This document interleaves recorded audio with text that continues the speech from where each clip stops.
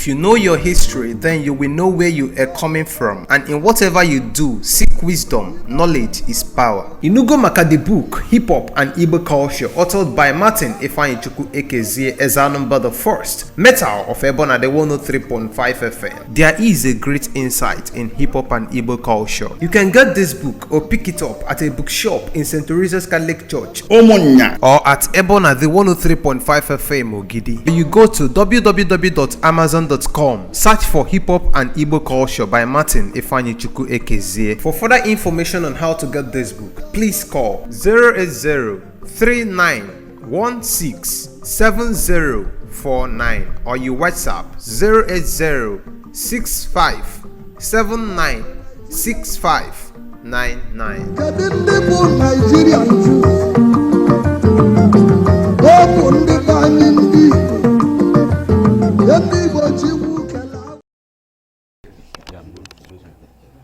Okay, sir.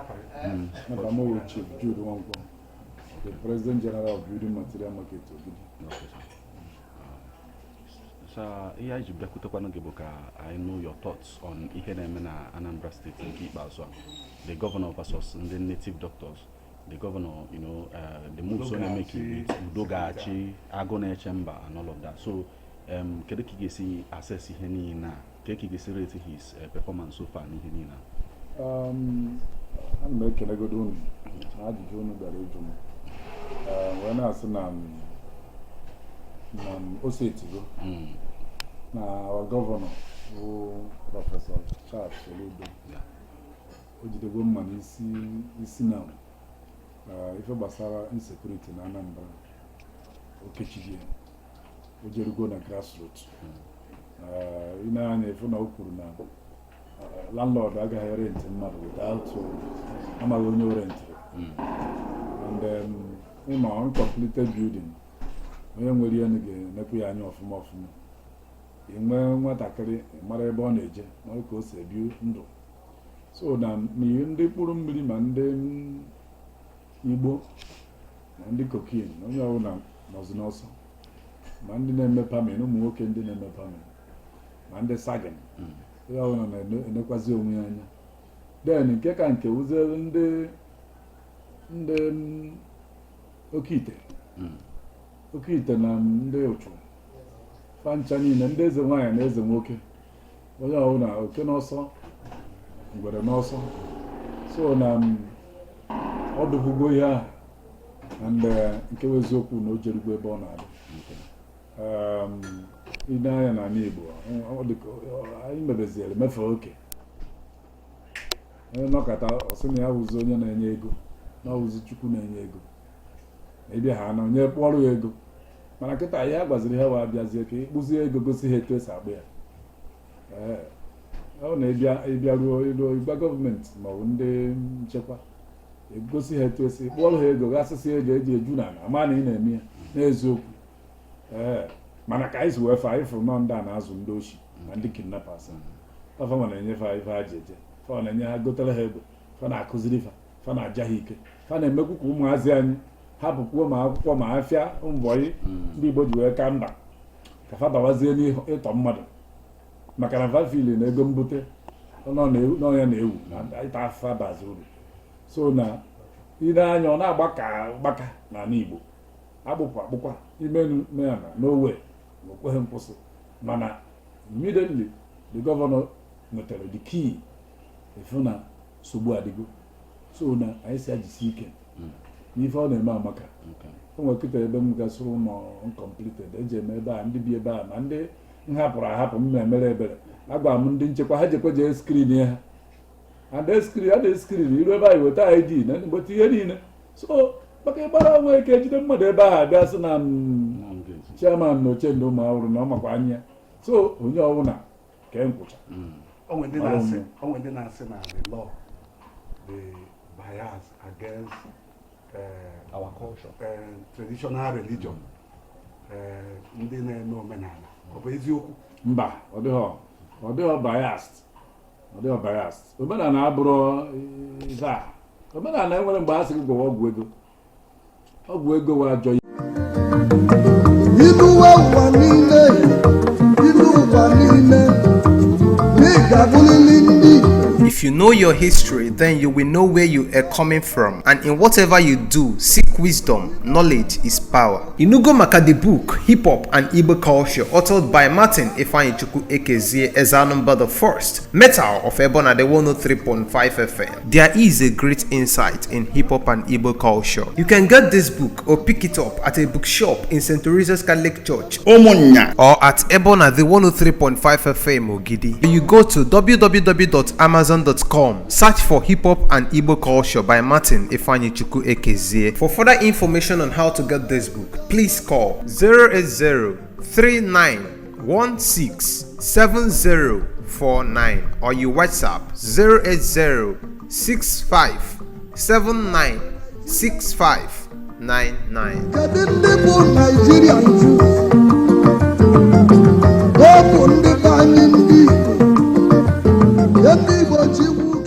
ihe godu nke mgbe nne ji wee mụọ m ọ bụrụ gasị gị na egosi n'elu ada ma ọ na-etiere gị ibe bụ nke a na-akọ ife nwere isi ihe omenala wo etu isi akwa ka ndị si eyi akwa ife oriri asụsụ anyị na-asụ omume ekesa anụ nwaanyị a lot of things culture and tradition abụrụ ịga arụsị eziokwu na ịgọ mmụọ dịka traditional dị ọ dị mana o nwere ụdị ọbụrụ ụdị nke a dị kịta ndị bịa na mgbe ochie ndị nna nna anyị ha ndị na-agọ mmụọ ha na-enwe obu ha ndị irukwa efi ha na-ekwu n'ọnụ efu na ezigbo okwu ọ bụrụ ụdị nke a korobịa ruo 10 years ọ nakọta buru moto goo moto rụọ ụlọ rụchikọọ họteelụ ebe niile si na ya wụ ebe ka ego si wee daa ego si n'elu ada asị na yahoo gịnị onye ka ị ghọrịrị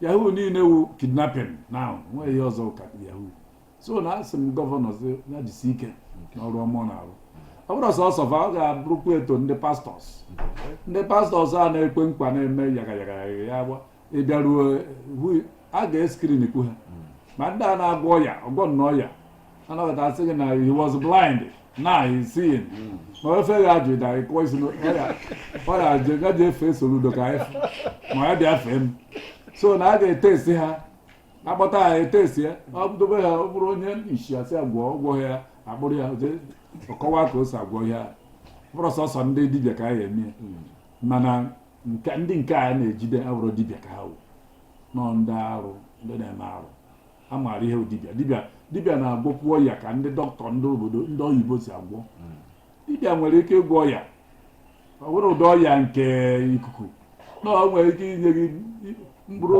ukwu osisi mgbọrọgwụ ịṅụ ọnya ịdị ndụ ọ bụrụ ụdị ahụ o nwere ndị na-akọwa nọ na part of the law they are against fundamental human rights ya right ndị mmadụ freedom of worship ọwụ n'uche nke m sef asị m na ekwefuru demokrasi wee ebe a ka ọ jọrọ njọ demokrasi mmadụ ekwesịghị imecha freedom kpatakpata freedom mmadụ ekwechighị imechi ya n'ụwa this is the truth and ị na-anya na Amerịka ọ ife na-ewu na Amerịka ọ freedom and democracy ka eji nọkọta nwaanyị gbata n'otu nwoke anọkọta asị gị na onye dị etu kwuru na ya chọrọ ịghọzi nwoke bepụ ya ihe o ji wee wuru nwoke ọ chọrọ ịghọ nwaanyị bepụ ya ihe o ji wee wuru nwoke ghọọ nwaanyị democracy and freedom so fundamental human rights ahụ n'uche nke m nwere ihe a ga-ewepụ na anụ were eri anụ n'afịa asị na rafụ na nwere rafụ kọmitii na gọọmenti mere approve mana asị na no na anya chọrọ ebe a na ọ na-akọrọptụ mbọ niile n'ebe a ịchọ ime pụọ n'iro onye chọọ ịbịa ọbịa menye ebe a mana n'ime afịa onye tụtawa naira je na freedom nke a enwere ya and maintain ya so na onye ọchịchị kwesịrị ịma at a time ndị ife na-eme na ebe ị na-achị control onye because ọgwụrụ no freedom fundamental human rights cocktail ya na ife a ọbụla ka ya lachasa anyị what I am telling you mana ịtụnsu wee fukwu o nwere fundamental human rights ọgwụ ebe ị ga-anọrụ ị na-ekote ụmụazị amara ife gbafa na ego ụfọdụ ka a na-asụ gbafa na ego uwe bịa mbetụ oge ibebo ego efegharịba iburu ego 20 million naira iburu ya n'aka na-aganye elu ụmụazị na-ekọta anya asị mba ife ha na-atara afọ agbabọ ya ọ bụrụ ife aka ha ya afụ ebe ịdị 20 ma 18 ma 15 nwee ụdị ego a ka fa chọrọ kwuo nke fa ka ife a na-agụrụ akwụkwọ kedu ụdị fundamental human right dị nke ahụ so na enwere fundamental human right mmadụ ebirichi ife a na-eme ka ọ dịrị ụwa mma ka ọ dịrị generation na-abịa n'ihu mma maka anyị si etu agaba ma ebe anyị na-eje eje n'owu dịka etu isi ekwu gbasara the law ị na-ekwu ka other governors of 5 eastern states ka fa emulate ọ dị possible Nigeria niile ma ya emulate because ị na-anya ịfụ na delta ka ha na-esi abịa ejezi and ịhapụ ha ebe a ihe na-eme ndị ori wee hapụ ha ebe a anọkọtakwa abatakwa ịbịa n'ime afịa anyị na-emekwa nke anyị o anyị ejego n'ime afịa onye ọbụla amaghị ebe o si onye ọbụla eweta ID kaadị ya kịta maka anyị na-arụkwu nke anyị ka anyị nye ndị gọvanọ aka leader sị na nekwe na agụ ka anyị mara ebe ihe na-eme anyị si so n'ime afịa anyị nkịta anụnwa ID kaadị onye ọbụla na-eweta ya eweta anyị na-edobe ya na-asaịn na-ebuka akwụkwọ onye ọbụla ka anyị wee mara ihe ya na-eme anyị amara ihe ị na-azụ ụfọdụ nọ n'ime afịa nwere ife ha na-eme and ụfọdụ na-agba ata duto na na-achụgasị ha ebe niile ha zoro fa na-achọzi ebe ha ya aba na-achọ ebe ha ya aba onye bata ebe anụghị na-atịghị ma na onye ori maka Soludo achụwagwu ha a ga-ajụ gị kedu ihe ị na-arụ ịgbatazie bildin vil enyi na-azụ ahịa na bildin emechakwa ihe a o dekwa iwepụtakwa so na ana m ayọ the whole governors of South East and Igbogodu ka fa mee ife a not the best ebe a key to ife niile na-eme anyị n'ala Igbo. Okay, sir, IPOB they in support of ife governor na-eme fact they totally in support but from where obele condemn some of the things na-eme so far ha na-akwukwu ka education a question ka ali nwe a situation whereby people are taking laws into their hands just in the name of ife na-eme at the end of the day because na ha nyere example ebe egburu mmadụ na ụmụ awụrụ I think Urumba ka ya no weme no Urumba ka no weme so mistakenly so can advice again in as much as na na-eme ka hali abuse power in the process. Well, advice m na-enye wo ịma na ife na-eme n'ihe wo onye isi ya bụ ezigbo ihe n'obi ndị enyeziri ọrụ ka ọ dịzere eru ya ọfụma ana m ayọ ndị enyere ọrụ a ka ha mara ihe a na-eme ndị na-ahọkwu ndị enyere ọrụ a ka ha fie aka na-aba n'anya then onye mejọ ewere emekwara ife because ọnwa onye ziri ọrụ oje mess up a delay with that person efu na ọ ga-akpa eme ọzọ because ihe niile a na-eme n'ụwa onye ediri ọrụ ruo mejọ ekpuchie ya ọ bụghara na ikpuchi ya nwa na ife nwezi onye ga-emejọ m ọ ife a ka ndị ọcha na-eme polisi nọ n'obodo oyibo and polisi na-arụ ọrụ na-akwere ndị ọ na-arụrụ ọrụ ugwu gụọ mmadụ niile ka ọ na-arụrụ ọrụ mara na o mejọ na gọọmenti mpawa ya deal with him ọ na-akwụla onwe ugwu ife na-aga ọfụma ọ gaghị eri bribe ọ gaghị emejọ ọ mara na onye ọ nwere right nke kwere onye ọhụrụ ugwu dịka ọ na-arụ ọrụ a so na ife IPOB na-ekwu eziokwu si malụ ndị arụ ha kwuru si arụ na-adị ebe ha kwuru si rụwa fa akwado ha na-ekwukwa si neba anya maka na ọ dị likely na emekata ebe emenye mana si malụ ndị a na-arụ mana ụrụ ya ka anyị ji ebele ma onye bụ ihe ezigbo ihe n'uche wa gọvanọ chọrọ ka ọ sanitize ya Anambra etu akịta anyị bịakwuru na building na sanitize building make sure na ịbata anyị amara onye ewu ife anyị na-eme kịta ịbata anyị amara onye ewu ikwu ebe isi weta ID card ọkwa ID card ọbụla ada driving license or voters card or NIN ị ga-ewetarịrị ofu or international passport iweta ya anyị ejidie mara ife na-azụ mara obodo gị mara ebe ibi mara shop ị nọ so wee na-monitor gị any gbara I hand over to the authorities they deal with you so anyị achọrọ nonsense I support ihe gọvanọ na-eme 100%. Thank you. It's okay. Okay. Economic aspect, sir. Please. But lastly, sir, please. Economic aspect. Kedu kunu si efe afia when it comes to the situation of the country today, economic wise, sir? Economic wise, invest ike. I think about 2-3 years.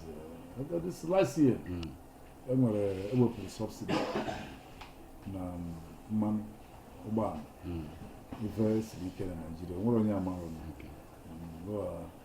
by the grace of God Chineke na-emere onwe afọ mana nwere onye sị gị na ọ da-atakụta ya kọnkịrị eme a na-asị so na anyị na-ayọ ndị na-achị anyị ka ha mee ndị ụmụ ogbenye anya n'ime na e nwere ndị na-ata afụfụ too much n'ọfịs ma ndị ayịyọ every day ya agụta up to 50 people ga-abịa nsogbu ma ndị nọ n'ụlọ ọgwụ ma ndị akwụ ụgwọ akwụkwọ ma ndị akwụ ụgwọ ụlọ ma ndị afụghị ego nri nsogbu dị maka na anyị mere anyị ihe niile tiri ego ụgwọ ụlọ tiri ego ụgbọala tiri ego ọgwụ ife ghasara aghasa na ndị ọchịchị fa na-anya nwee compassion ma ele ndị fa na-achị ebere ọ bụrụ na ọ na-enu ebe ahụ maghị ihe a na-akọ so na anyị nwa nọ n'ala mma with people grassroots ma na nsogbu dị too much mana by the grace of God nke ndị Igbo ji wee wuru ndị Igbo wuru ndị na-azụ afịa karịcha anyị na manage mana ọ niile kwa na metụta ha anyị. Thank you so much, sir. Lutokwazela Ohaneza Fagoso, sir. Family Chief Jude Nwankwo, thank you so President much. General of Building Material International Market. President General. Ochendo himself. Dalo, sir.